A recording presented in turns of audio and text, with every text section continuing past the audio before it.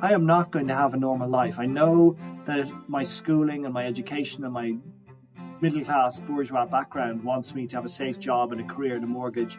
I refuse to do that. I want to have a meaningful life, and that meant for me, even then, I want to do what my ancestors did. I want to grow food on the land.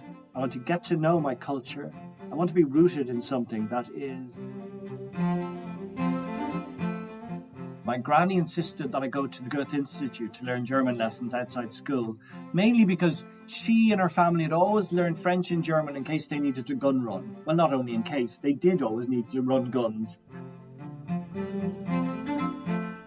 That was the voice of Manachán Magan, and you're listening to an Irish Stew preview of our episode with one of Ireland's best-known cultural advocates. You can get this and other Irish Stew episodes on all major podcast platforms.